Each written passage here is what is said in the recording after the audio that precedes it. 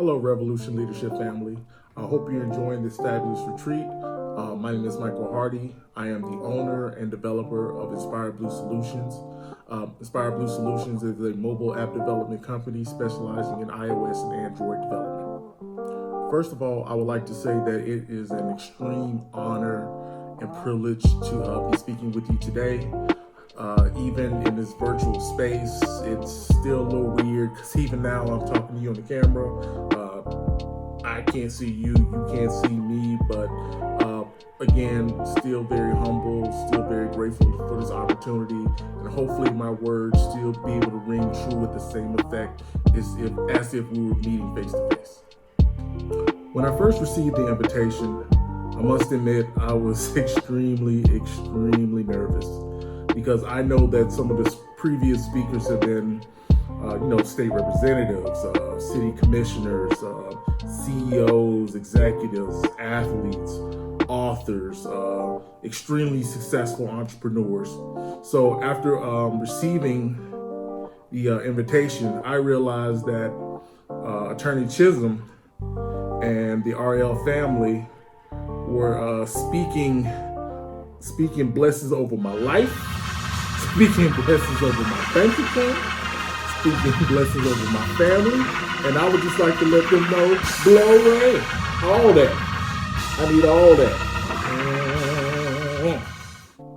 But in all seriousness, that's crazy. It's interesting, right? I was having a conversation the other day with my wife, and she's very excited about the opportunity to complete a doctorate degree pretty soon. And was also talking about her other accomplishments, such as being not only a great teacher, but also being a girls weightlifting coach, lacrosse coach, author, and many other things, right? So it's like we was having this conversation, and the good energy is flowing, and I just blurted out, "Girl, you're gonna have to raise your rate." Right after I said that, this paralyzed fear came over her. I mean, she was shocked, because even though she's accomplished so much, she never thought about the concept of what is her rate. Now, again, please understand what I'm saying. I don't mean what is her worth, because she's priceless. All of us are priceless. What I mean is, based on your collection of skills, based on your collection of experiences,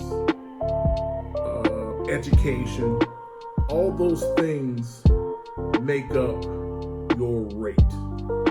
So again, while it's more straightforward to talk about what is your rate as it relates to your schooling, your skill sets, today what I would like to do is to speak about what is your rate as it relates to your experiences. So today I would like to focus on three different things, three different points, if you will, that I believe will help determine what is your rate. And that's gonna be perseverance, details, as well as dealing with free fall. Okay, so let's talk about perseverance. You're gonna have to go through something. So about 11 years ago, I used to work for a defense contractor. I did software engineering work for this company. I was moving up pretty well, making pretty good money. Actually, I love the job. Fantastic job. One of the pillars, I could say, in my tech career. So it was this one day, I get to work, I go to my cubicle, and my cube mate is there. She was a software engineer as well, but she transferred over from technical writing, so software wasn't her background. She she went from technical writing to software development more as a stretch goal, just to see if she can build up that technical acumen. So we're just having conversations, and we're talking about something along the lines of just being thankful that we have our jobs, we have our careers, because during that time, I think that was still around the same time of the housing crisis. Either we was coming out of it, and some people were losing their jobs, and she was speaking on how she glad she had a college degree, had work experience, and she was able to find a job. Now, before I could chime in and say my piece, she tells me, well, Mike, thank God for affirmative action, because if it wasn't for affirmative action, you wouldn't even have this job.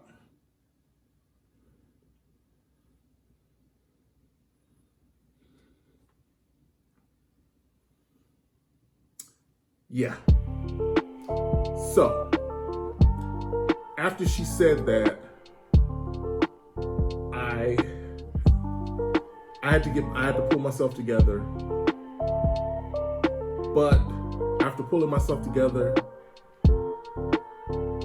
I told her what she said was inappropriate, and I told her that that our work relationship has changed, and that we need to keep the conversation strictly to work. Now, understand, she insulted me to the highest level. Like, understand that I had more education than she, had more work experience, but she felt that because since I'm black, that the only way that I could have gotten a job at that company was through affirmative action. Now, the key point that I want to convey to you today is that yes, she disrespected me. Yes, she insulted me. But at the highest point of it, so what? And this is the point that I want you to get out of this, is that in life, people are going to try to, when you deal with people like that, they're going to try to do one or two things. Either they're trying to defeat you, or they're trying to distract you. So let me say that again. Either they're trying to defeat you, or they're trying to distract you. Now, if they're able to do either one, they've won. So in terms of perseverance, you're gonna go through things like this in your profession, whether it's on a job, or even as a solo entrepreneur or partnership. You're gonna encounter these different types of things. However, you still have to be true to who you are, true to your value system, and true to the work that you provide. So again, what does this have to do with what is your rate? If you are defeated or you're distracted, your rate is meaningless, because you'll never get the job done. You'll always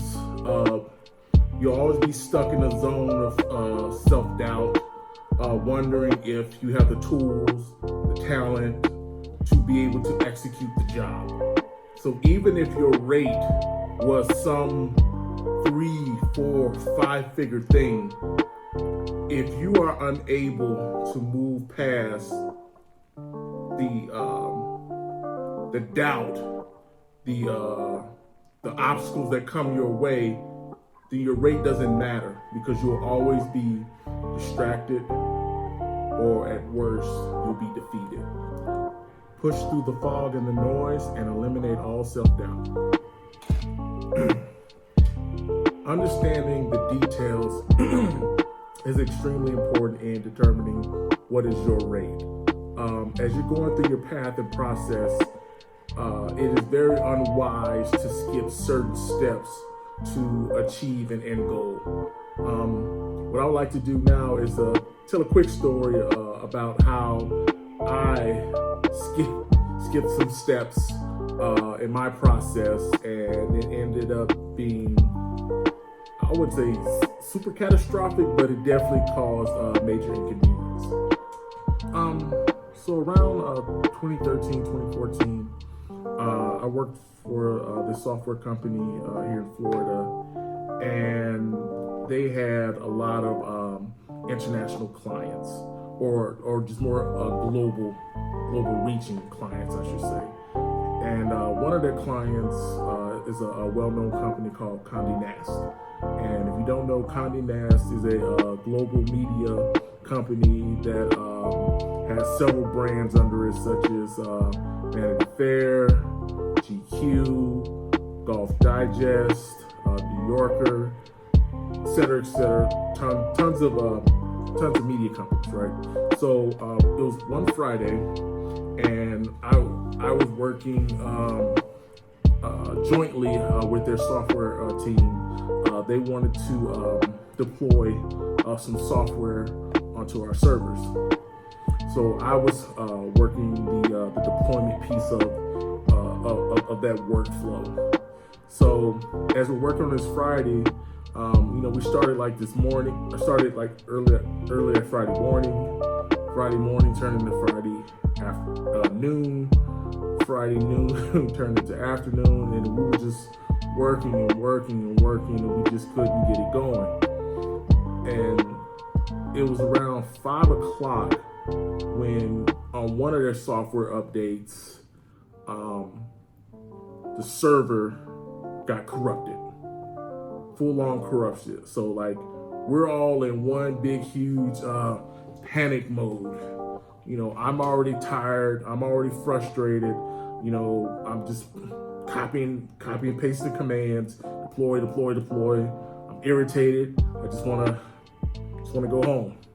So after a few rounds of just debugging, my manager, he reached out to me via Skype, and he wanted to have a conversation with me. And I was like, well, I'm already on the phone with Condé Nast. Can I talk to you later? He said, no, I need to talk to you now. I said, okay, no problem. So I put Condé Nast on hold, and I talked to my manager. Well, actually, he was my lead, my software lead.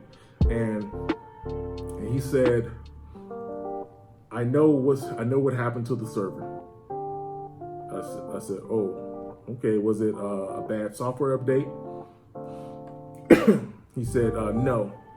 I was looking through the log of the commands, and one of the commands that you use to help build the software, you fat fingered one of the commands.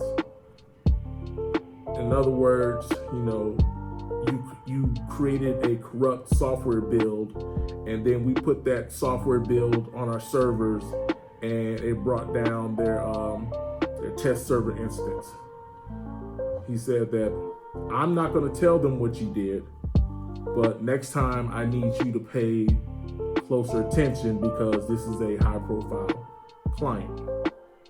Now, I know what you're thinking. That's terrible. That's terrible in itself. But for me, the other part of that is that one of the leads for that team, it was actually her last day with the company. So they're all based and hosted out in New York.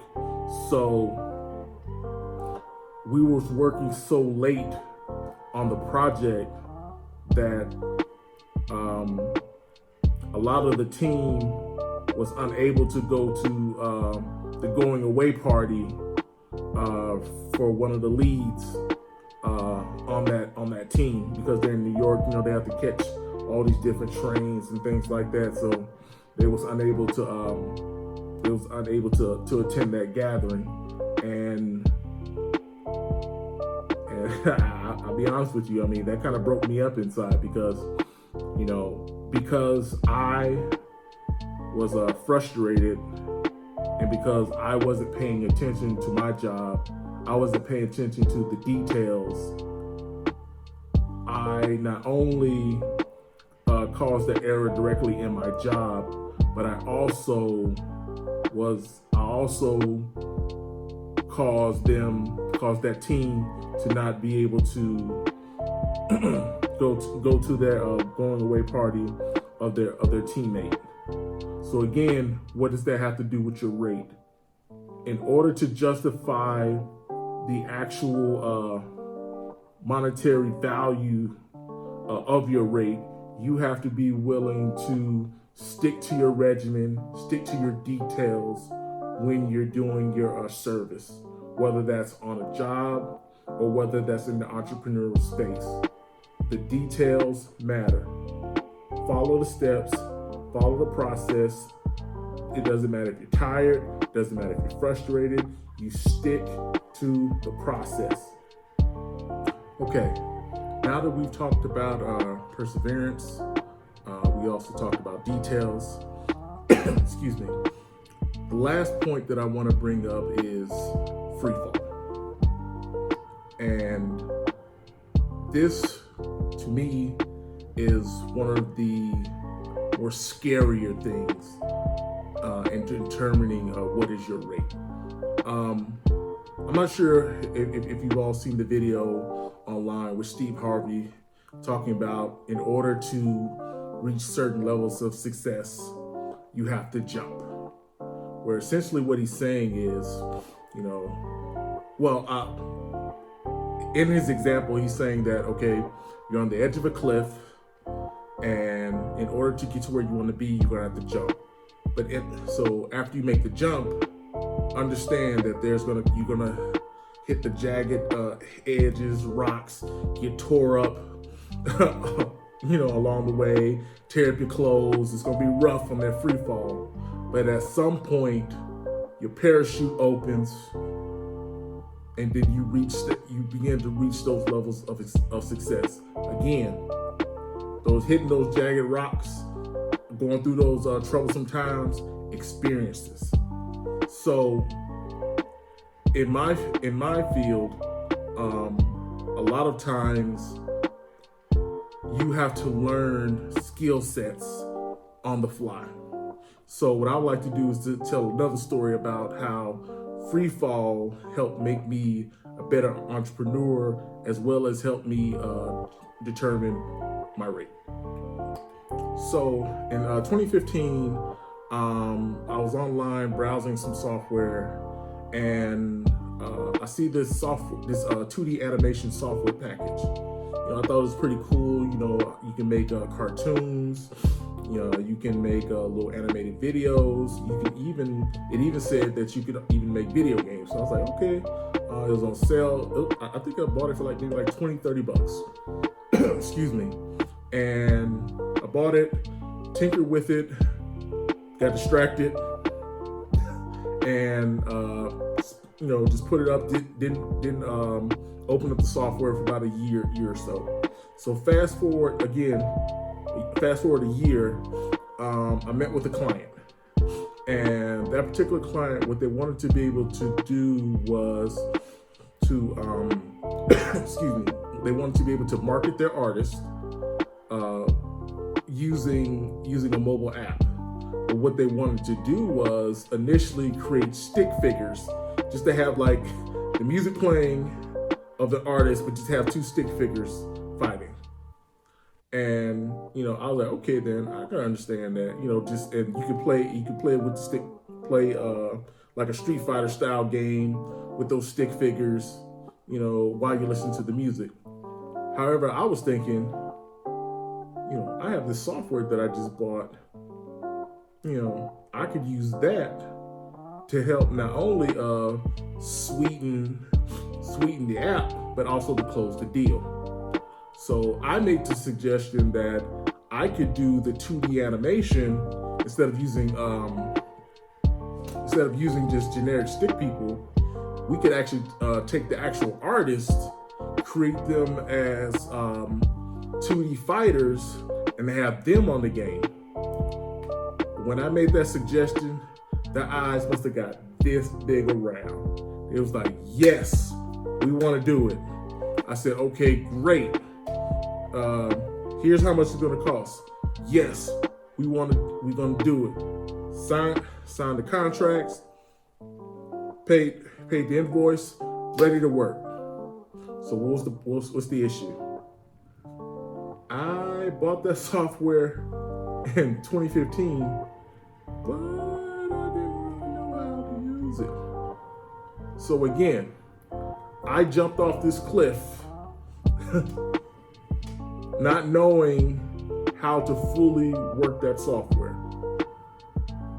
Now a question can be asked, was I being fraudulent? No. What I was betting on was my software development experience, as well as my tenacity to get the job done. So as I started working on the project, I would stay up late, day after day after day after day, putting together little demos of fighting sequences with mock characters so that I could show them as proof of concept. So every time I showed them a new video, it was based off of some new features that I had learned. When they asked, could we do something new or something different with another feature, I would have to stay up later that night, over the next couple of days, figure out how to do the feature, come back again, over again. Now again, they already paid me for the service, so again, just kept going through that process. I mean, there was plenty of points on that project where I was like, I think I may have, overstepped my bounds. I think maybe I may have overpromised, and I'm running the risk of under-delivering, but I just kept working at it. Sometimes losing hours, days of sleep, figuring out, until one day I was able to not only create the characters, but I was also able to create various levels. I was able to create the AI enemies.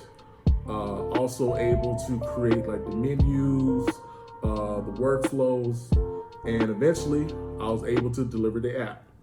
So it all worked out.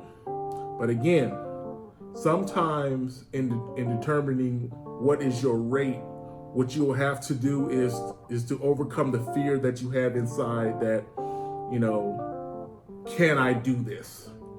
You have to be confident in the skills that you have, confident in your experiences, and knowing that even in this unknown space, that you have all these attributes, these talents that will allow you to meet that end goal. So again, those 3 points, perseverance, details, and free fall are some of the core pieces of determining what is your rate. You're going to have to be able to push through some of the opposition that you face in order to be successful. You can't allow yourself to be defeated or distracted in your journey, especially in the world of entrepreneurship. You also have to be able to follow a strict process. You can't get laxed. You can't get overly frustrated and then start to skip details as you're moving through your workflow. And you also can't be afraid to take certain risks. Sometimes the best way for you to learn and to get stronger and to become either a better engineer, a better doctor, a better lawyer, a better entrepreneur is to take those leaps of faith and learn through the bumps and bruises of the process. I thank you, Attorney Chisholm. I thank you, RL team, for having me, allowing me to speak to you guys today. Here's my social media links. If you ever want to reach out, please feel free to do so. You guys have a great rest of the retreat, and look forward to hearing from you soon. Take care.